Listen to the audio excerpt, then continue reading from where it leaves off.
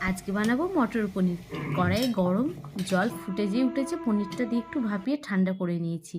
তেল গরম করে ওই গোটা পনিরটা একবারে ভেজে নিয়েছি, তারপরে পিস করে নেব।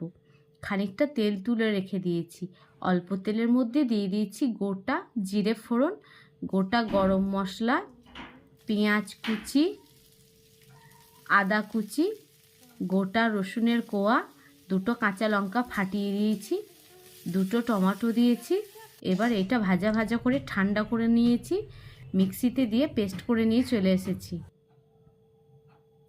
কড়াইয়ে তেল দিয়ে পেঁয়াজ ভাজা করে নিয়েছি। এখানে আমি একটা মশলা বানাচ্ছি।